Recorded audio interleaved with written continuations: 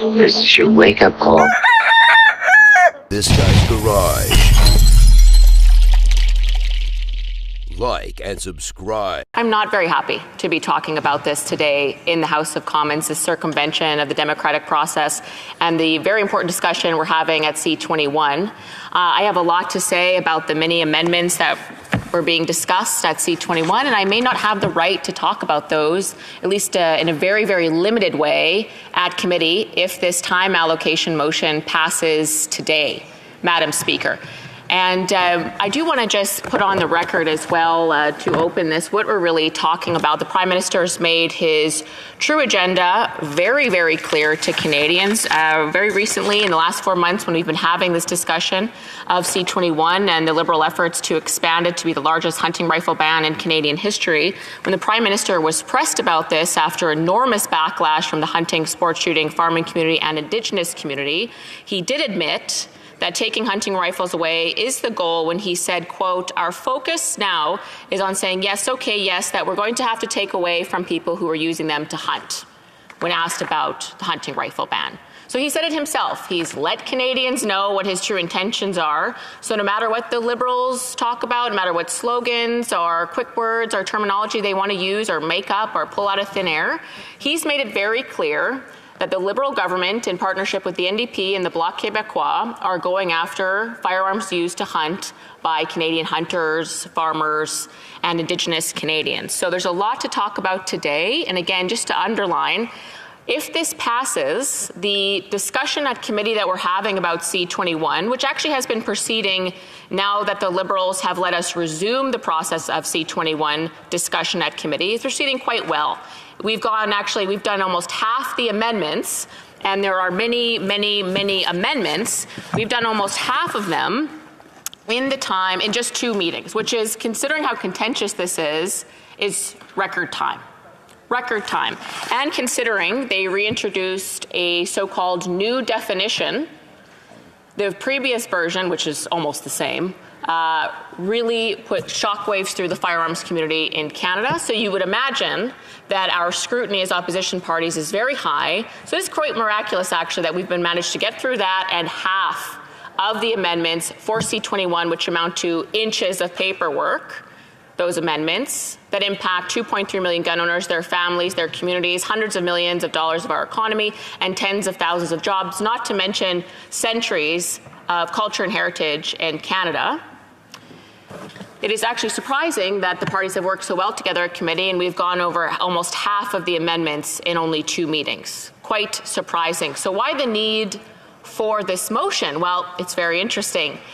Part of the work that we've been doing at committee is to, of course, heavily scrutinize C21 and the very sneaky and underhanded amendments that the Liberals introduced at the 11th hour of committee back in, I believe it was November 2022. That's when everything blew up about C21, and hunters and farmers and Indigenous Canadians saw the true feelings of this government to come after hundreds of their firearms. When that was going on, remember, C21 is supposed to be the so-called handgun ban, which is not really that either. And then they expanded it to banning hunting rifles, long guns, many, many, many, hundreds of long guns. And so, of course, Conservatives right off the bat said, well, that's not in the scope of the bill. We went to a vote at committee to rule it out of scope, to just kick this part out of C21 for good. The NDP teamed up with the Liberals and voted down that out-of-scope vote. We could have stopped this right at the beginning if not for the NDP. And of course, they're working very closely with the Liberals on their true agenda to take away firearms from hunters, sports shooters, farmers, and Indigenous Canadians. That was right off the bat. And then I think the NDP was having some remorse. Obviously, in their rural and northern communities, there was significant backlash. I know for a fact that the NDP member from Northern Ontario got a lot of backlash. And so the NDP sort of moved to almost want to rule this out of scope, which we appreciated, the hunters appreciated. And now they've completely backtracked despite almost the exact same definition coming in, and actually much worse, which I'll talk about in a minute. And so again, Conservatives, in our diligence at committee last week, we moved to rule this out of scope again, because again, the bill is not about long guns. It's not about banning hunting rifles, and yet the Liberals, working with the NDP, are trying very hard to make that within the scope of the bill. They voted down that vote yet again. So it's very convenient that today's time allocation motion It's very long and talks about a lot of things, but in essence, what it does, which is really important to remember, is it expands the scope of the bill. So they're retroactively expanding the scope of C21 so that we can't rule it out of scope. Because of course, a last-ditch effort we could do, one last parliamentary procedure we could have tried, was going right to the Speaker to rule this out of scope with C21, and considering he represents a rural riding with tons of hunters, sport shooters, farmers, I would imagine he would have considered it, especially considering that we're right and it certainly is outside the scope.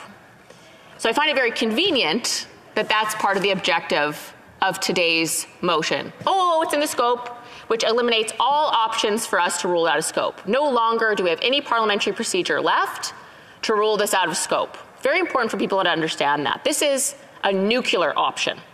This is what happens when, say, committees go awry and there's hours of filibusters and nothing is moving, but that's not what was happening at committee last week. Again, we accomplished going through half of the amendments in a highly contentious bill in only 2 meetings. 2 meetings. Pretty impressive by every measure that I've seen in my time as parliamentarian. No reason for this at all. In fact, the NDP member on the committee has spoken more than almost anybody in the last 2 meetings.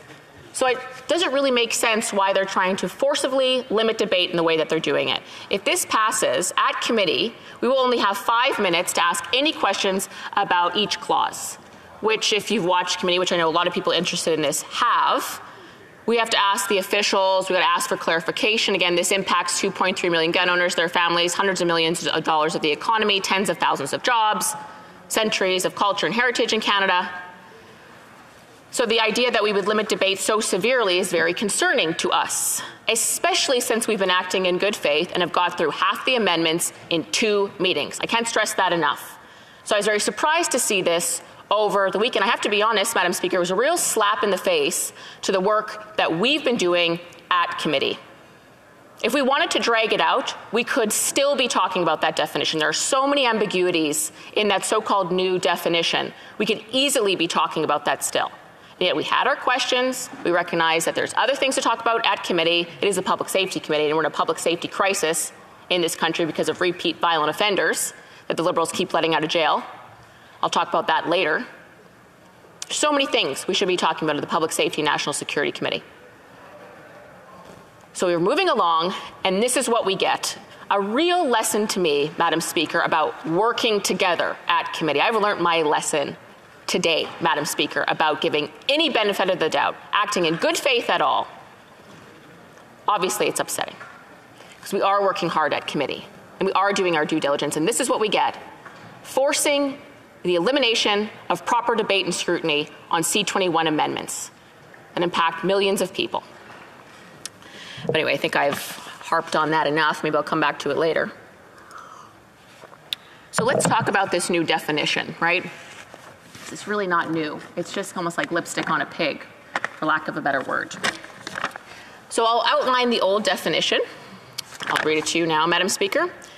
It said, a firearm that is a rifle or shotgun that is capable of discharging centerfire ammunition in a semi-automatic manner and that is designed to accept a detachable cartridge magazine with a capacity greater than 5 cartridges of the type for which the firearm was originally designed. That was the original definition. We called G4, or it was G4, so folks have heard G4. That was G4, along with a number of other things from the May 2020 OIC, which people are very familiar with. And then it was also table dropped, or it was not table dropped, it was provided in very short order in a very sneaky, underhanded way with G46, which folks will remember was hundreds and hundreds and hundreds of pages long and looked to ban an additional almost 500 long guns. That's where the infamous and very, very popular for hunting, particularly the Indigenous community, SKS was found. And again, this list was massive. It was about, I don't know, I can't show you because I can't use props, but it was about 3 inches thick. So they dropped that in a very sneaky and underhanded way along with this definition. So again, months went by, there was a massive uproar, hundreds of thousands of phone calls and letters and social media posts from the firearm community across Canada. And the Liberals, for once, I've never seen this before, relented and withdrew G46 and G4. Wow. Wow, that was actually quite shocking. I've never seen them back down on anything before. So that was round 1, as we found out. Round 2, here we are, yet again, almost no change. And actually, I would argue it's worse now, and I'll tell you why. So this is the new definition. I just read the old one. It says a firearm that is not a handgun and that discharges centerfire ammunition, mentioned before, in a semi-automatic manner, mentioned before, and was originally designed with a detachable magazine with a capacity of 6 cartridges or more. And so there was a bit of weasel word change there, but very, very subtle, Madam Speaker. And so the reason they mention that a firearm that is not a handgun, it's interesting, more weaselly maneuvering here. The French translation for what they originally had was fusil de chasse, which means hunting rifle. That was the direct French translation of what they were trying to ban last year, late last year. But of course, there's tens of thousands of hunters, sport shooters, and farmers in rural Quebec. I think the Bloc forgets this, but there are. And they were in an uproar, obviously. So now the government has worked this out so that, at least it doesn't say hunting rifle in French. But that is the translation of what they were trying to ban just in November. Let's just be clear about that. They've just switched around the words a little bit, Madam Speaker. Very interesting. And so what's very problematic about this, Madam Speaker, is that the government has, not bragged, I shouldn't say that, but they have, we'll say boasted, or talked at length about how they're not bringing forward the big list. Don't worry, the big list, we're not going to ban those in legislation. That was what the public could scrutinize. There was almost 500 additional rifles and shotguns in there, many very commonly used hunting rifles. And so there was a lot of them in there, and the public could at least see the list, and they did, and they were shocked at the amount of hunting rifles that were being banned. Now the government says, don't worry, we're not bringing forward the list again, just the definition. But what they're doing in a very sneaky, underhanded way seems to be a theme when it comes to banning hunting rifles for this government. Let's do it, backdoor. They're bringing forward a firearms advisory committee. And they keep referring to the Firearms Advisory Committee. When asked about the SKS, for example, that doesn't technically fall under this definition, but was on the original list, they've as much as told us that the Firearms Advisory Committee will look to ban that. The minister has said that. The parliamentary secretary has referred to that immediately when asked about the SKS. The Firearms Advisory Committee will be looking at that. So what is this, the Firearms Advisory Committee? Well, they're saying it's a nonpartisan group of experts they're putting together. We've heard that before.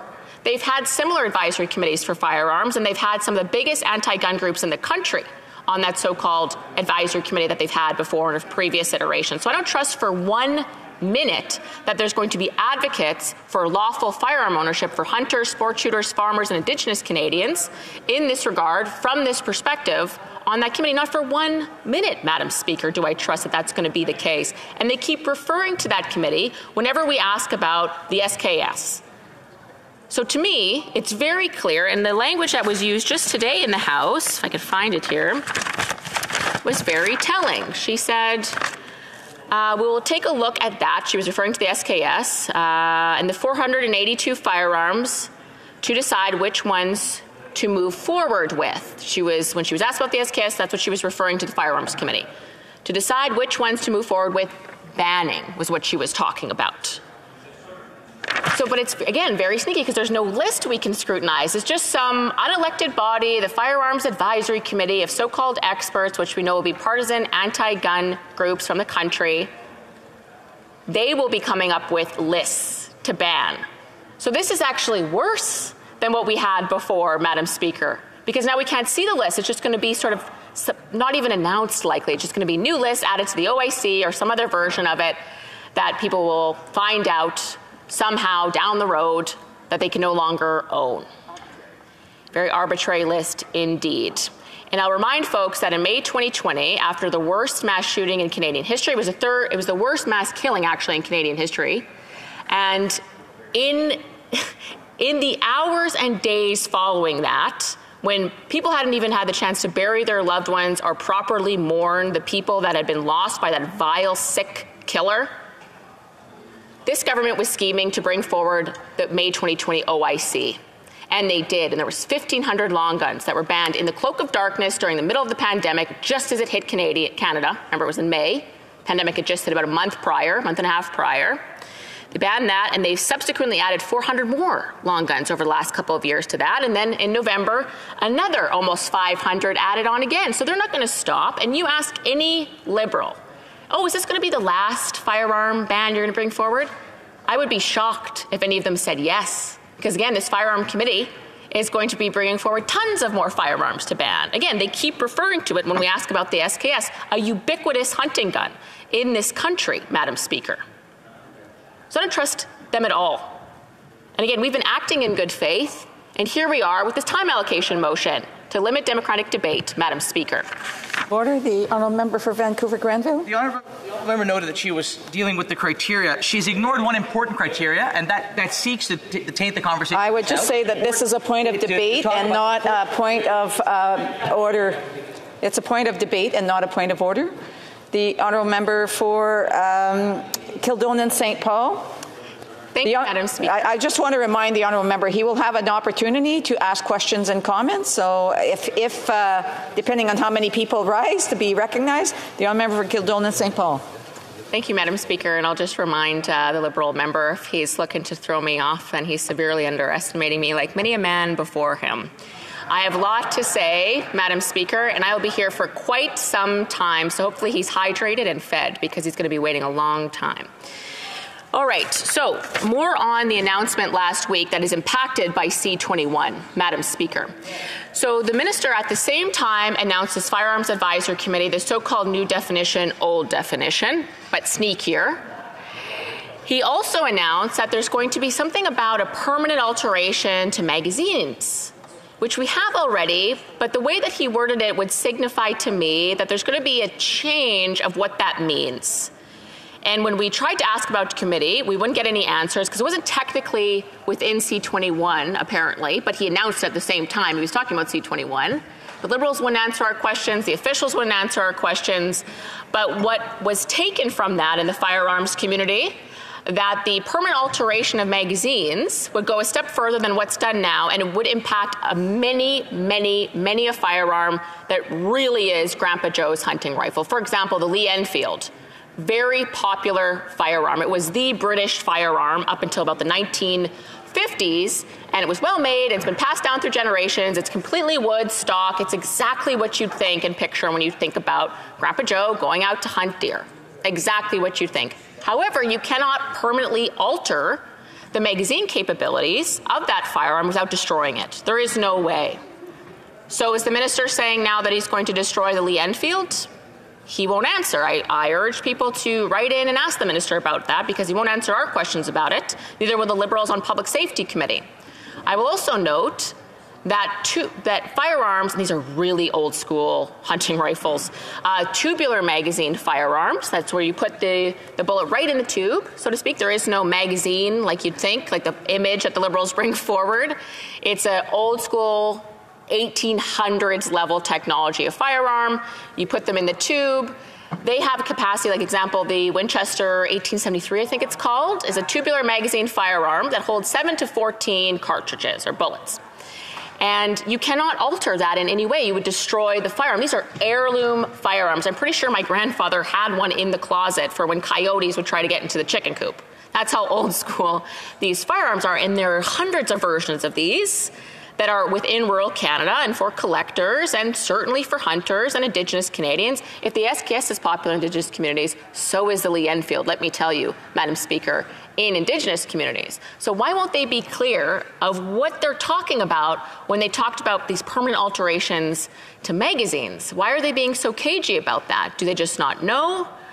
Is it ignorance, or are they hiding something? I don't know. I've given them the benefit of the doubt before, and yet here we are. They're forcing an end to the democratic discussion and scrutiny that is needed on this bill in committee today, so I really don't trust anything that they're about to say on that, if they say anything at all, because they've refused to answer my questions and our questions on public safety about the Lee Enfield and tubular magazine long guns. So this is going on. We've heard so much about this, and the Liberals are really attacking us, particularly me, I suppose, because I've been the lead on the firearms. They talk about Conservatives more in their announcements, that they talk about the crime that is wreaking havoc in our communities that they're not doing a lot about. And Madam Speaker, I do want to say that I know that this debate is very heated, very personal to people on all sides. I recognize that. I have always done my best to lead this discussion from our perspective, from a professional standpoint, an authentic standpoint. And what really shocked me, Madam Speaker, was last week. Was it last week or was it the week before? Might have been the week before, when the minister was announcing his so-called phase 1 of the buyback, which I'll get to. He said that, in essence, that Conservatives were at fault, bared some of the responsibility for the abuse that Liberals are getting from what they say are gun owners. I have no idea. I haven't seen that. What's really interesting, Madam Speaker, is they talk about it as if we haven't received any abuse, about people who don't agree with our position. And I can tell you that I have certainly received very threatening abuse for my position and for our position that we've taken. I am the lead on this file. I have taken many hits, many threats, concerns for my safety in this debate.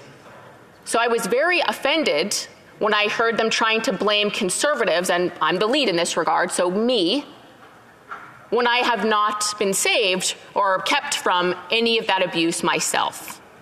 I am undeterred. I will continue on. I will not be bullied to be into silence on this. But just to be clear, the rhetoric from the Liberals is trumping up a lot of hate towards myself and others on this side of the House as well. And I don't like talking about it. We don't want copycats. We don't want any heroes from these evil, sadistic people. But when I heard something like that, I thought, I have to say something. I've kept quiet, but I will not stand idly by while the Minister of Public Safety blames me for the abuse he's gotten for his underhanded policies, when I too have suffered abuse because of his rhetoric. So I just wanted to put that on the record, Madam Speaker. I hope to speak to the Minister personally about that. So we're talking a lot about firearms, and of course exclusively C21 only impacts really, particularly the so-called handgun freeze or ban, which really isn't any of that, really impacts only people who follow the law, which are the trained, tested, and vetted Canadian citizens who are approved by the RCMP to own firearms. That's really all the people that are impacted by all of these measures since the May 2020 OIC and Bill C-71 before. It only impacts regular, everyday Canadians who are legally allowed to own firearms, heavily vetted Canadians who are legally allowed to own firearms. And yet they continue to bring forward measure after measure after measure to attack this group of people, Madam Speaker. Meanwhile, criminals are running rampant on our streets. I've talked at length about the crime issues. Canadians know full well what's been going on public transit and on the streets of Toronto, and everywhere you go in Canada, there seems to be horrific headlines of innocent people being attacked by complete deranged strangers. We are facing very serious issues, and yet the Liberal budget 2023 really failed to address those violent crime issues. In fact, they didn't mention violent crime, was not mentioned once, 0 times in that budget. You want to know what else wasn't mentioned in that budget, Madam Speaker? Bail reform. Bail reform was not mentioned once in the budget, has not been mentioned in the priorities of that budget from the Minister of Public Safety, despite the fact that all premiers of every province and territory in Canada have written 2 letters now to the Prime Minister demanding bail reform, because what is happening in their provinces and territories in terms of crime and repeat violent offenders continuing to get bail and back on our streets hurting Canadians. When have you ever heard every premier in the country agree on a letter? It's very rare. Maybe when they're asking for healthcare funding. But aside from that, it's a very rare occurrence. And yes, now it's 2 letters sent to the Minister of Public Safety. Actually also sent to the Prime Minister, I should say. Those letters were sent to the Prime Minister, pardon me.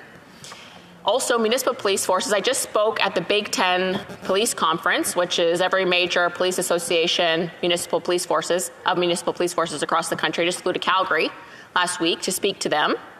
They're demanding bail reform. Every big city mayor in Ontario is demanding bail reform, Madam Speaker. So while everyone seems to agree on bail reform, there's been no meaningful action or change taken by the Minister of Public Safety on bail reform. And I'll remind those watching that of violent crime in this country, which is up 32% from 2015 to 2021, which when we get the 2022 stats, it's going to be deeply concerning. I'm going to guess that they're going to be way up just based on the headlines. So 32% between 2015 and 2021, which equates to 124,000 more violent crime incidents per year, which is an insane amount. of additional crime that police are having to deal with, despite police numbers really suffering, which I'll talk about more in a minute. So we're seeing that crime wave steadily increasing year by year under this Prime Minister and Public Safety's watch. That's all happening.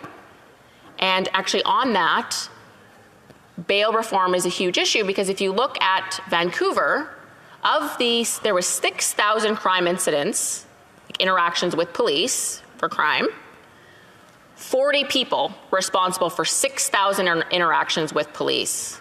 Those 40 people are sure keeping police busy in Vancouver, Madam Speaker. And these are violent, repeat offenders causing havoc on transit, when you walk down the street with your family, when you're trying to enjoy the parks. 40 people causing 6,000 interactions with police in 1 year. And yet, crickets about bail reform. Oh, we're meeting and talking about it. That's all we hear. It's been months. It's been months. In fact, the Victoria Police recently put out a news release. I think this is consistent on their news releases when it's relevant. Recently put out a news release where some vile rapist who committed 10 sexual assaults with a weapon, 10 sexual assaults with a weapon, this man. Why was he released? Well, the police wanted to make sure the public knew why it wasn't their fault he was released. At the bottom of the news release says, why was this person released? Bill C-75. Madam Speaker, that is a Liberal bill from a few years ago, which made, in essence, the default for bail for violent repeat offenders. They just got bail on default.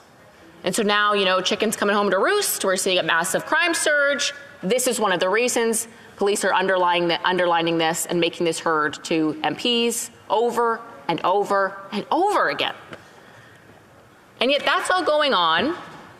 We're hearing from the Toronto police statistics that they put out.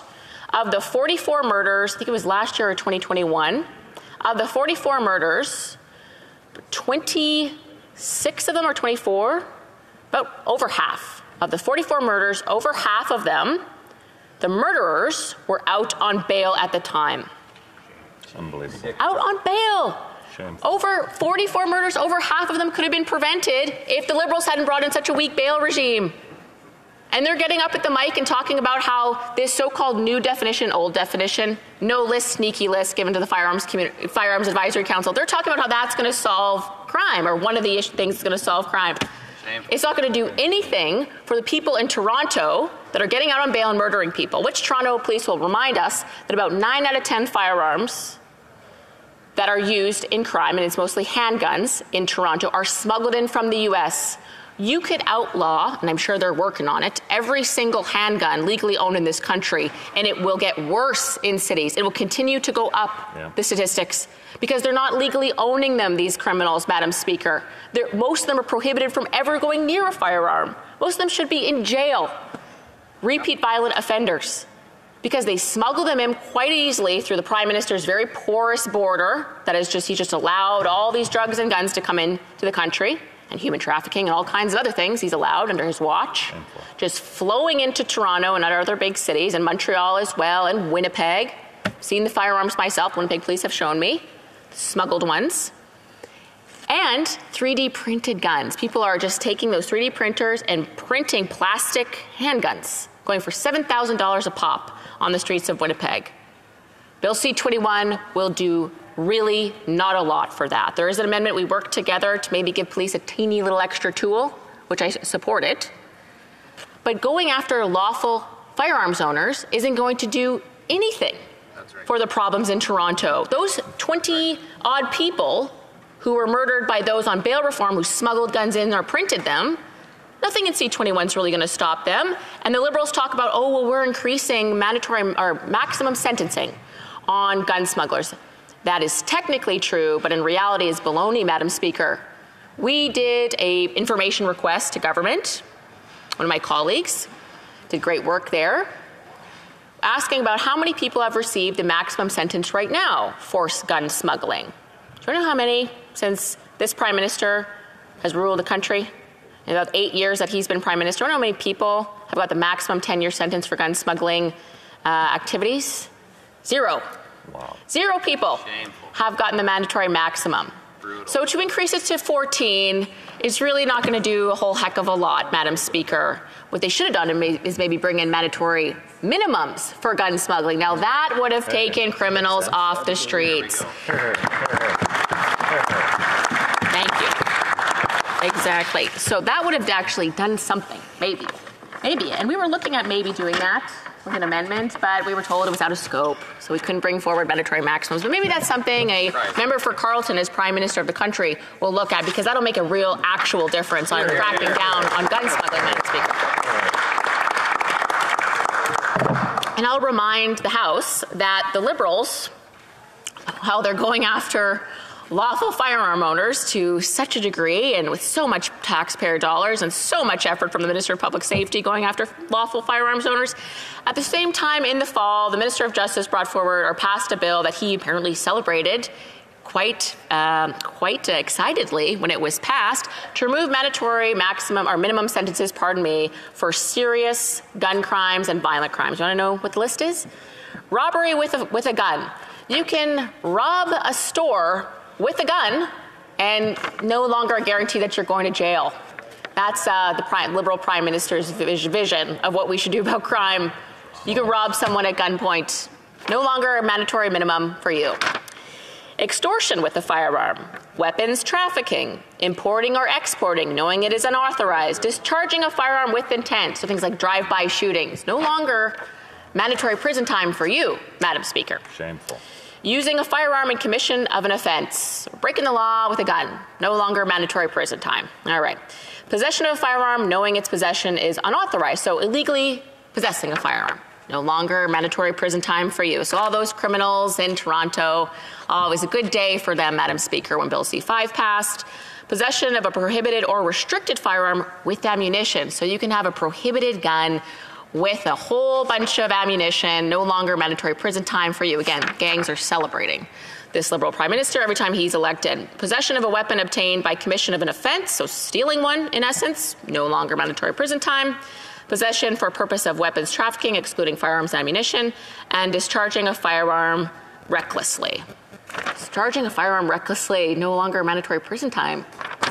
You know, people die in cities because there's gangsters discharging firearms recklessly all the time, ones that they've smuggled in and 3D printed. No longer mandatory prison time for them, Madam Speaker. In fact, in that same bill, Bill C-5, the Liberals brought forward sort of an improved option for sexual assault, or people commit sexual assault. Now they can the law ensures, that people commit sexual assault, rape, don't have to go to prison.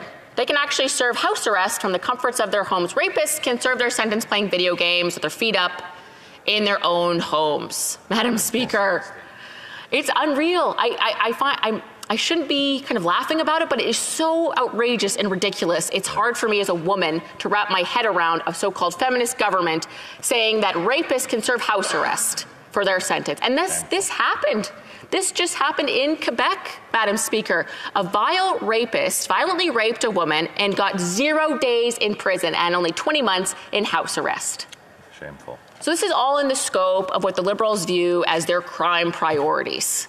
And they're getting up at the mic every other day announcing new gun control measures to go after folks who are lawfully allowed to own firearms and saying that that's going to make a difference. You know what will make a difference? Repealing Bill C-5 and making sure violent criminals and rapists go to jail.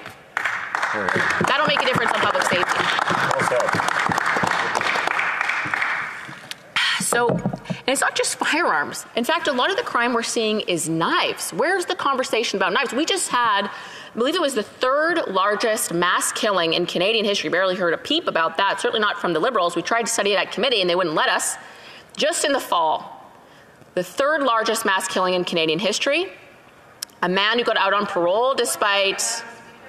One moment. We have a point of order. The Honourable Parliamentary Secretary to the Minister of Public Safety. Thank you, Madam Speaker. I'm sure the honourable member doesn't mean to mislead this House, but there was absolutely no stoppage of anything on the stabbing at James. I would say that this is debate, so I unfortunately. hope she's not trying to mislead the House. Yes, I would say that this is debate, and I would ask the Honourable Parliamentary Secretary to consider rising to be recognized for a question during the next when it's time for questions and comments. The Honourable Member for Kildona St. Paul. Respectfully to that member, Madam Speaker, I remember those committee meetings very, very well. I tried very much, so did my Conservative colleagues on committee, to bring forward an urgent study of what happened, how the parole system failed the 11 people that were butchered by knife by that man who was out on parole, the 17 more that ended up in prison, the third largest mass killing in Canadian history, you think that that would be an urgent priority to review what happened in our parole system. And we were given excuses, oh, let the people do their work. Sure, they could do their work, but we need to know what happened now, or we need to know how we can prevent it now. At least an intro study. I was very clear that we needed to study that right away and perhaps have a follow-up once we heard more.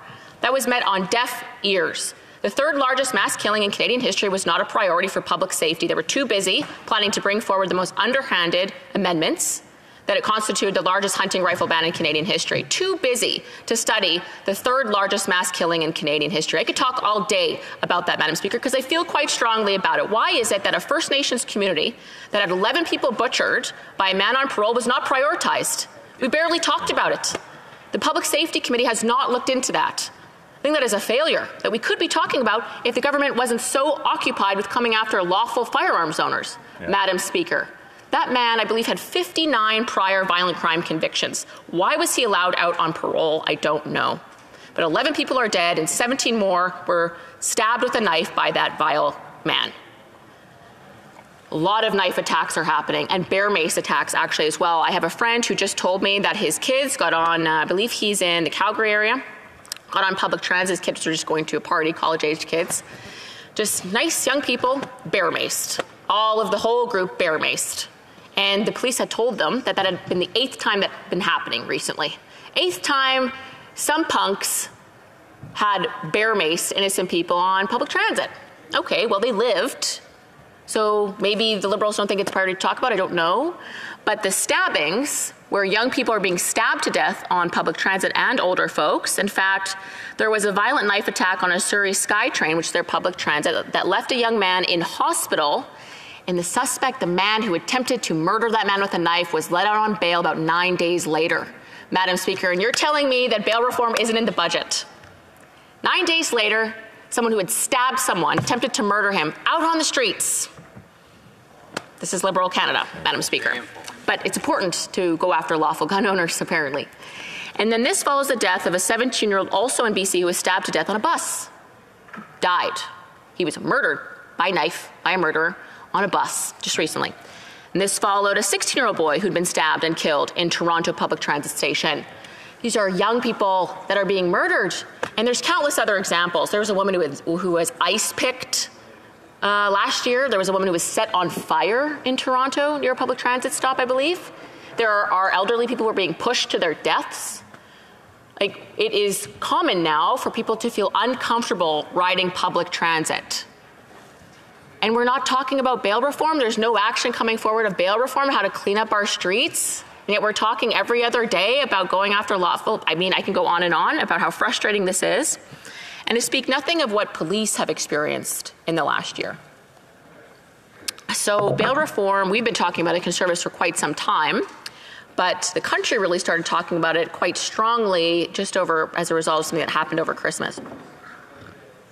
There was a man, and again, nothing that the Liberals have announced will do anything to stop what happened to Greg Priscilla.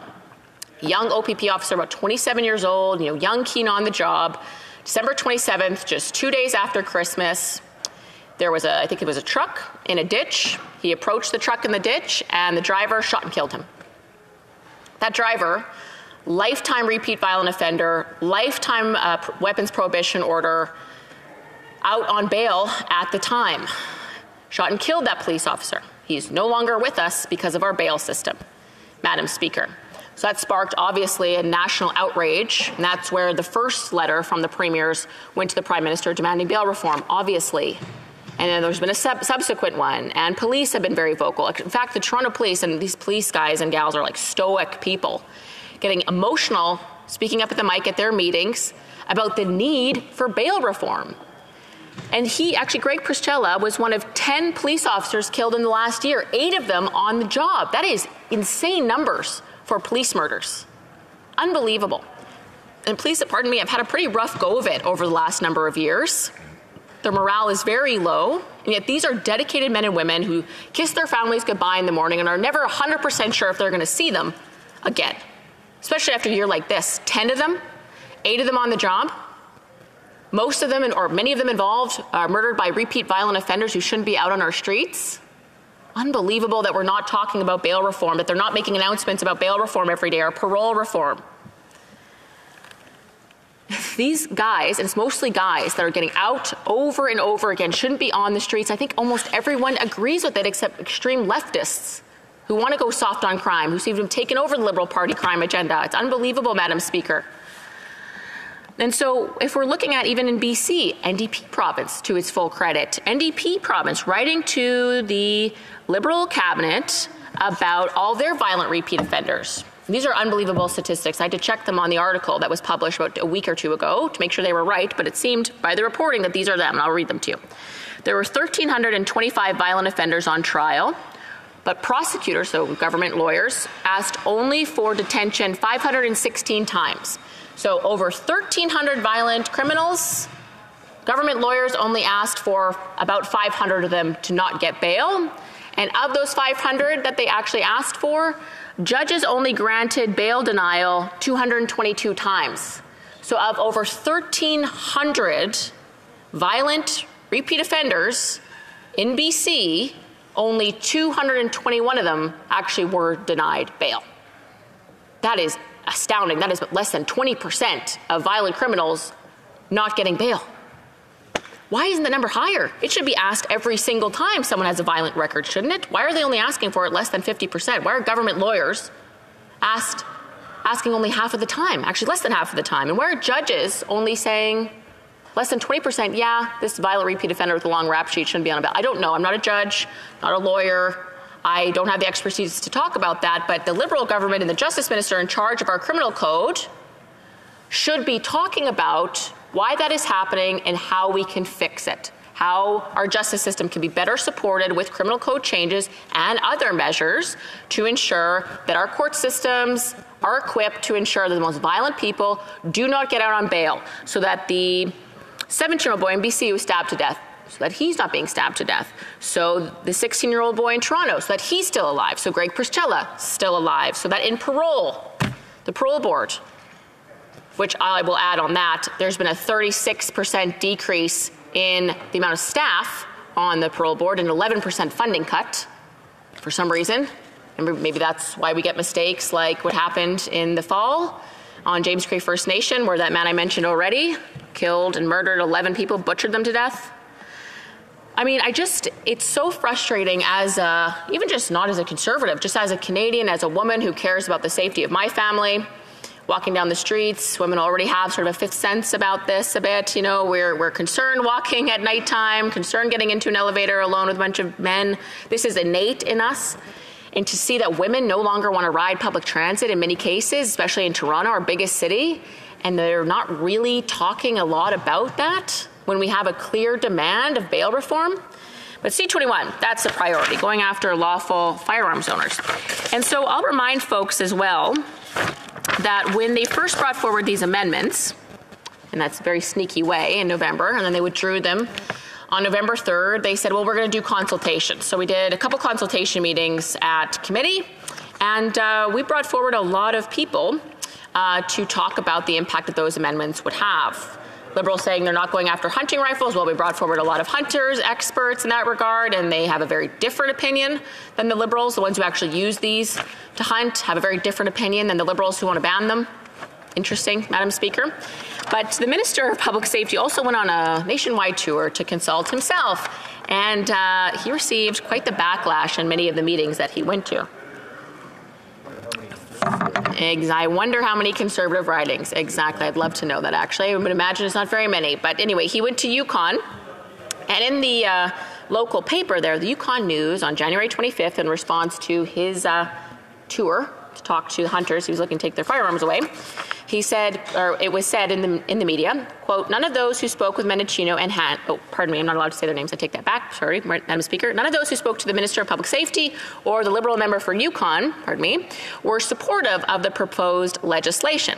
They each gave their reasons. Among them were longtime firearm collectors concerned about a loss of value in their collections, relatively new sport shooters encountering confusing rules, it's a recurring theme we're hearing actually from the firearms community, and the police that have to enforce these rules. And hunters, trappers, and resource industry workers worried that the firearms they rely on to protect themselves from animals in the wilderness will be banned.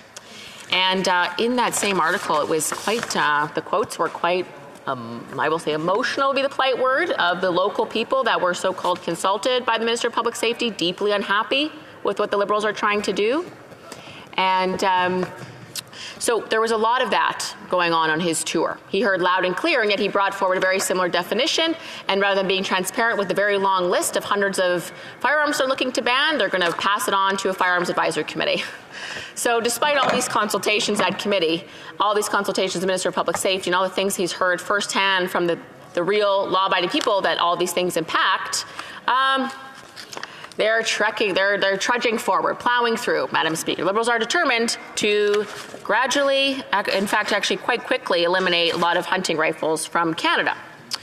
And so at committee, we actually had a lot of Indigenous leaders come and speak to the impact all of this would have on them. And again, C21 has a number of red flag provisions and other things that I will say, when they were originally brought forward, I thought, oh, red flags, like this is supposed to help vulnerable women and Indigenous women, and this could be good. I actually stood in the House and said, why don't we split red flags from the bill so we can maybe usher those along more quickly, take the politics out of it so we can protect vulnerable people. I stood in the House, the Minister of Public Safety shouted down that motion that I brought forward to do that. That, again, another good faith effort from Conservatives to take some of the politics out of this contentious issue, shouted down by the Minister of Public Safety. I will never forget that. Anyway. So Indigenous leaders, women chiefs, and others came to committee, and they were very alarmed by some of these red flag laws, in fact. They said a number of things. They talked about how the red flag laws, in essence, they felt, and again, I'm paraphrasing, but they felt that there could be people who have negative views of Indigenous people could more easily call in and make up false stories about Indigenous people to take their firearms away. This was a real thing we heard from multiple Indigenous leaders, that this will not be good for our community and those who don't like us, in essence, to paraphrase their sentiments. That's what we came across. I thought, oh, okay, that's not so good. This is supposed to protect Indigenous people, particularly women. It doesn't seem like they want this at all. In fact, they don't want it very badly. And then we also heard from law experts, women in the law experts. I think that was the name of the organization. It was a Liberal witness. There was also a anti-violence against women Quebec group. All three of these groups who were brought forward, I think the thought process from Liberals would be to support these red flag laws, said that they're terrible. They don't want them. They actually further burden women who are being abused by their partners. The exact opposite of what I thought the red flag laws were going to do. So obviously I'm not going to support them. We're not going to support them. And I don't believe some of the other opposition parties did either. So again, we can work together on a few things. That's evident. But again, this is a measure that was trying to be brought forward by Bill C21 that wasn't listening to the people that they were trying to help, to the issue that they were trying to solve. Another very clear example that they were not listening to vulnerable women and Indigenous people about something that they said was going to help them. Just symptomatic of how the government approaches firearms, Madam Speaker. There were also, I'll talk about, it was pretty interesting. We had one of the most notable Canadian hunters, really incredible guy from an incredible family. His daughter, this is Jim Shockey I'm talking about, his daughter is quite a hero for young women hunters across the country. I'll have to say, one of my sisters follows her on Instagram, has for years. Anyway, sidebar. He said, everybody understands hunters are not a threat to public safety or the national security of this country. However, we feel vilified and marginalized. Recently, we felt attacked. We're not the enemy. We love our country. The taking away of life is obviously a terrible and fundamentally wrong thing, and the taking away of a way of life is also wrong. Pretty powerful quote, I thought, coming from someone who knows hunting really probably better than almost anyone in the country, aside from the Indigenous Canadians who've been hunting on this land for thousands of years. So when Liberals say this isn't a hunting rifle ban, well, ask hunters, Madam Speaker. They saw the SKS on the list. They saw other firearms on the list that they commonly use for hunting. So who should the public believe? People who actually hunt and use these for a living and pass them down to their kids, or liberals who, as we've heard from the Prime Minister, says that some hunting guns are going to have to be banned. And in my opinion, that's just the beginning, obviously. Again, ask a liberal, is this going to be the last hunting ban, or rifle ban, or shotgun ban, or firearm ban? I'm going to guess they're going to say no, Madam Speaker, or they're going to change the subject real quick. Then who else do we have? Well, we had Martin Bourget. He was, him and his wife, very lovely actually. They're Quebec French, they have a Quebec French hunting show, because hunting in Quebec is huge, massive, massive industry in Quebec. And they said legitimate gun owners in Canada are deeply puzzled about the very legitimacy of the process set out in Bill C21 and the enforcement of these measures. They are asking for nothing less than a study of the bill's true impact on the safety of Canadians and on traditional hunting, harvesting, and sport shooting. Of course, we never really got an in-depth study about all of those things. We had a couple consultation meetings, and now they're really trying to limit debate of the impact of many of these amendments. So unfortunately, Mr. Bourget and his lovely wife and all the, I think herself, the wife, represents 20,000 female French hunters. Pretty amazing, actually, that exists. I really hope I get a chance to go hunting with them someday.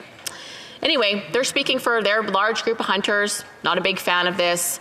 I feel that the consultations haven't been met, and the true depth of respect that is needed for our hunting community, our farmers, Indigenous Canadians, not being met at committee, and certainly not being met by the Liberals. Actually, I will tell you, there is something on consultation. The Liberals did a few years ago, they did a consultation on firearms. They spent over $200,000. We got this from an information request. They spent over $200,000 on this request. Of the 133 respondents, about 87% of the respondents, when asked about should further measures be taken for against handguns, in essence was the question, 87% said no. Of the 133,000 respondents, when asked the same question about so-called assault-style firearms, again, Liberals made-up term, not a firearm term, but that's the term they use. Anyway, 133,000 respondents, $200,000 of this consultation, and I think it was about between 70 and 80% said no more action needed. I think that's pretty shocking. The actual consultation they spent significant taxpayer dollars on, and 133,000 people responded. Very few of them think that any of these measures should be undertaken, so I assume they kind of just chucked that in the garbage because they really haven't talked about it at all, and the evidence is right there, and yet they don't want to look at it or acknowledge that that's, in fact, what Canadians believe. They talk about some random poll once, and that's it, but of the 133,000 people that were asked, not a lot of support for what they're doing. Anyway, very inconvenient facts for the Liberals that we found out through an information request. So, who else did we ask? We talked to someone from the Ontario Federation of Anglers and Hunters. This is a massive hunting and angling. One of the oldest associations, I think, in the country. Very notable, very reputable, very moderate. It's a hunting and angling association. I grew up going to my local Game and Fish Association. These are some of the lifeblood of the hunting community. And certainly being from Ontario, I believe that this Ontario Federation of Anglers and Hunters is the largest in the country. I think they represent about 100,000 members, active members, let alone the other impacts that they've had, all the family members and small communities that they support. And they said firearms are not the disease, particularly in a nation like Canada with robust gun laws. Gun violence is often symptomatic of a much bigger societal issue. Very, very poignant point. Yes, I would agree with that. Taking firearms away from law-abiding Canadians will not reduce the upstream issues that fuel criminal activity and the demand for illicit firearms. Therefore, model-based firearm prohibitions will continue to fail as they won't be able to have a detectable impact on reducing gun violence or enhancing public safety. Again, this person isn't a legal, or actually they might be, I don't know their real profession, but I don't believe they're a legal expert, and yet very eloquently put in a very obvious statement that they've taken that seems very foreign when you're looking at the Liberal priorities on firearms and the relentless assault on law-abiding Canadians. Marc Renaud, president of the Fédération Québécoise des Chasseurs et Pêcheurs. They said in French, but I'll say it in English, we strongly believe in the power of education and prevention for promoting firearm safety. Our members want to feel safe, too, and they hope new laws intended to improve public safety focus on the right targets. Hunters and sport shooters who comply with the training requirements and get the right licenses are the wrong target. Again, this was in response to the November 2022 G4 and G46, the definition, the long list. They brought forward a very similar definition And the list will just be passed over, as was said today in the House by the Liberal Parliamentary Secretary, to the Firearms Advisory Committee. So again, we're here again. These are the comments from hunters, from large hunting advocacy groups. And they're still saying this isn't a hunting rifle ban. Linda Keiko, Olympian, women's pistol shooting. So many people may not know, and again, if you follow Olympics, you'll know this, and Olympians, we're very proud as Canadians about our Olympians. Well, we have Olympic sport shooters as well, and have had for a very, very long time. I think over a century we've had Olympic sport shooters, obviously. I mean, if you look at hunting just like anything else, if you have hunters, if you have farmers who use them as tools, if you have people in the military, if you have police, you're obviously going to have folks that use firearms, and who's the best shot? Who's the most accurate target? That's obviously something that comes from the firearm community, very obviously. It's actually a sense of real pride if you're a good marksman, someone who knows nothing about hunting or sport shooting wouldn't understand that, I get it. But if you are from a hunting community, every person knows that when someone gets a big buck, you sit around the table and the hunter relives his epic or her epic story about the hunt, and they tell you, oh, it was 400 yards and it was windy, and they recount this great story of their great hunt. It's part of the culture. Indigenous Canadians the same for thousands of years. This is important. So if you're a good marksman or markswoman, it's something that you'd almost brag about. This is very normal and natural in the hunting and sport shooting community. Of course, sport shooting also comes in part from that. So it is incredible that Canada has some of the best marksmen in the world. And Linda Keiko and her family are some of the best marksmen in the country. In particular, she's in the women pistol shooting. And the Liberal efforts to freeze or ban or whatever they're saying of C21 on handguns, which really won't do any of that. All it does, really, we've heard from our Olympic sport shooters and our national sport shooters from IPSC and the like, which is a national sport shooting association that competes internationally.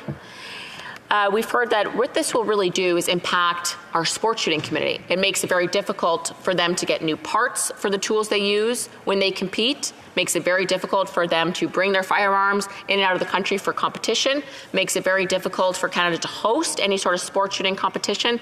It makes it very challenging. The World Fire and Police Games are coming up in Winnipeg. Actually, is hosting the World Fire and Police Games. Pretty incredible. And it is a nightmare to try to get firearms in for the important parts of that, of the sport shooting part of that competition. Again, real sense of pride for Winnipeg and Canada that we are hosting World Fire and Police Games. Very excited this summer. That's a sidebar.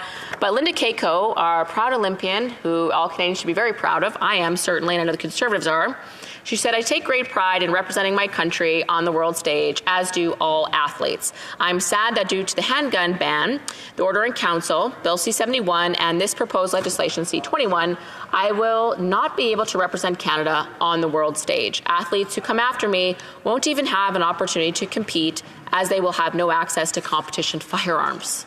So the Liberals with C21, out of the mouths of the sport shooters themselves, they are wiping out sport shooting in Canada. Certainly this will be the last generation that ever sport shoots, certainly with pistols for sure. And when asked about that, when challenged about that at committee, the Liberals looked down their nose at our sport shooters, and in essence, again, people can go look back at the video footage, but in essence we're saying, well, Canada doesn't want that anymore. We don't want that, those dirty Olympian sport shooters. I'm paraphrasing, obviously. This is my tone being put on the Liberals. So, but people can go look at the video. It is in essence just looking down their nose, judging sport shooters, saying, you're not welcome anymore in Canada. We don't want you. Get out. That's the sense that I walked away with when I watched that interaction between Liberals and our Olympian. I couldn't believe it. Everyone should be proud of our Olympians, especially our best marksman and a woman. That's awesome, you know? Like, geez.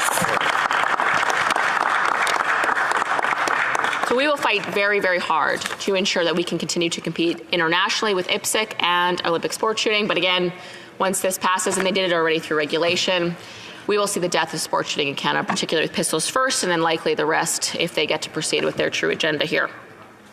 So it's just very frustrating in that regard, Madam Speaker, that we have real people who actually use these as tools coming forward to committee saying you're banning our hunting rifles, you're banning our ability to compete in sport shooting on the world stage and represent Canada with pride. And they're saying, no, we're not. No, we're not. That's not true. So who do you believe? The people who are impacted by that, or the Liberals who don't want people to own firearms, which is what I think is really going on here. So what about the data?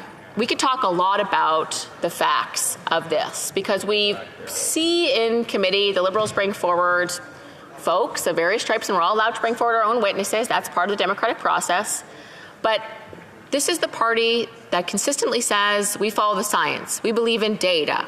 We follow the science over and over and over again, except when the science does not suit their agenda, Madam Speaker. It's very clear. Some of the best researchers in the world are from Canada when it comes to firearms. Dr. Kaylin Langman is an award-winning researcher, highly recognized in the medical and scientific research community for his work. He has scrutinized every possible data point in Canada, looking at how the impacts of subsequent gun control have come in and what that has done or not done on homicide, whether it's mass homicide, domestic homicide. He's looked at it all for decades, looked at it. He's looked at Australia. He's also commented on the UK as well. And not only has he done his own research, but he's reviewed the research of others because of his very high, the ability that he has to heavily scrutinize data, and again, widely recognized in the scientific community for his high level of integrity and scrutiny on this. I have not seen one piece of evidence even close to the integrity of Dr. Kaylin Langman when it comes to the firearm impact of gun control on homicide. There's nothing that holds a candle to it. They brought nothing forward. And I've heard actually in the court cases that are ongoing on this right now, they haven't brought forward any evidence, the government really either, to make their case for this. But that's another discussion I will likely get to at some point as well, Madam Speaker. So Dr. Kaylin Langman, after all of his research, he said the evidence so far demonstrates that the proposed handgun and semi-automatic rifle bans would have no associated reduction in homicide rates or mass homicide rates. Methods that have been shown to be more effective in reducing firearm homicides involve targeting the demand side of the firearm surveillance and criminal activity. Again, it seems very obvious. This is what police have been telling us, but he's actually seen that in the data. In fact, what he's found, and some other researchers of high repute have also found, is that the only real impacts you can have in terms of responsible gun ownership are basic things that we've had for almost 30 years. So we could talk about background checks, licensing, and safe storage. Those are the only proven things to have an impact on homicide and public safety when it comes to firearms. The only things, and those are things that are very much supported by the Conservative Party of Canada and that we've had for a number of years. That is responsible gun ownership, Madam Speaker, and we're behind that 100%. Only licensed, trained, and vetted by police people should ever have ownership over firearms. That is what we believe. That is very clear. That's what the evidence says is important to protect public safety. And yet they're ignoring the scientific evidence by highly reputable researchers and medical doctors, and they're cherry-picking the information that suits their narrative. That has been widely, really shredded by Dr. Kaylin Langman in his high degree of integrity and research ability. We also have Dr. Terry Bryan, Chief Firearms Officer of Alberta Chief Firearms Office. I have actually never met a person who's as much of a firearms expert as she is. It's incredible. You ask her about any firearm and this woman knows. It's unbelievable, great to see. And she said, even after the withdrawal of G4 and G46, Bill C21 continues to undermine confidence in our firearms control system while contributing nothing to reducing the violent misuse of firearms. Bill C21 is built on fundamentally flawed premise. Prohibiting specific types of firearms is not an effective way of improving public safety. It will waste billions of taxpayer dollars that could have been used on more effective approaches such as the enforcement of firearms prohibition orders, reinforcing the border, or combating the drug trade and gang activity. Again, it seems self-evident, but to hear from an expert who's charged with this at the provincial level is refreshing. We had her expertise at committee. And again, all of this was said, and yet there really is no change in what was brought forward. And we asked a number of questions just to say, again, actually, on the definition, Madam Speaker. The Liberals brought forward something else that I think I should have mentioned at the beginning, but it is unsettling because we're not really clear of what the implications will really be. It seems good, kind of, but then maybe it's really not. And again, based on their track record of lack of transparency on this, I'm deeply concerned. So there's, in essence, sort of a forward-looking clause that they've brought forward for that definition. It's kind of a grandfathering clause in a way. Anyone who owns these firearms that they're looking to ban now apparently gets to keep them Who'd have thought? We get to keep them, they're saying, for now. Of course, we'll see what the Firearms Advisory Committee says in a couple months, Madam Speaker. But they're saying anything that falls under this new definition that they've brought forward, which is really the old definition, anything that falls under the new one, you actually get to keep those and you get to keep buying and selling them. It's just brand new models that are manufactured, can't buy those. So any new versions of these firearms you don't get to buy. So, okay, that sounds okay, I guess. It just kind of limits almost exact same firearms that'll come out that are new. We can't buy those, but we can buy these. That doesn't really follow. It further doesn't follow. They've been getting up in the House and at press conferences for months now, actually for years, and saying insane things like these are weapons of war designed for killing people. They've been taking that position. They've been very clear. These are terrible things that no one should own. And yet now they've brought forward a new definition that allows everybody to keep them? That doesn't make sense. So we spent about an hour and a half asking clarifying questions about this, and I'm not reassured that what we're seeing is really the case. And if it is, what I can tell you is I feel quite confident that they're going to just shoot this over. They're going to say, oh yeah, you can keep them, but we're going to send it over to the advisory committee and they'll ban it for us. That's what I think is really going to happen here, Madam Speaker. People will let their guard down, the firearms community will let their guard down with this new definition, lets people keep firearms, but they're not going to get to keep them, Madam Speaker, because I believe under the Firearms Advisory Committee, which they've in essence alluded to when asked about the SKS, they're going to be the ones to do the dirty work, so to speak. They're going to be the ones, as was said today, to look at that very long list they were looking to ban that was hundreds of pages long and had hundreds of hunting rifles in it. They're going to be looking at that list and looking to ban those firearms. We heard as much today. So people should not be reassured for one moment by this new definition. It's kind of leading people down the garden path, so to speak, letting people let their guard down. But we know what's going on here, Madam Speaker, and conservatives, along with law-abiding citizens in this country, private property owners who are trained, tested, and vetted by police, will continue to stand up for those people who have been repeatedly kicked by this Liberal government and treated terribly, like they're criminals, since that seems to be the focus, Madam Speaker. And just to conclude with my remaining 2 minutes, I believe, Madam Speaker, about 2 minutes, I do have to say this just to conclude for now. I know I'm going to take a pause and I'll restart at some point, but just to conclude, for this hour and 10 minutes that I've been speaking, the minister seems to have really cranked down on his remarks that conservatives who we're standing with. He's been vicious in talking about who we're standing with, and I'm being the lead, so he's talking about me and the leader of the opposition, who I'm standing with when I'm talking about law-abiding citizens and fighting for firearms owners. He makes outlandish, unfounded claims about who I'm standing with when I'm in this House talking about this. I find it deeply offensive, and here's why, just to conclude, Madam Speaker. Do you want to know who I'm standing with, Madam Speaker? I went to a Game and Fish Association in rural Manitoba just the other day, and I spoke to them about, it's actually from my hometown, Beausejour, Manitoba, and I spoke to them about the work that I'm doing here in the House to fight for their way of life. And a big burly, country boy came up to me at the end, Mr. Speaker. He came up to me at the end, and I was leaving, and he was rushing to get to me.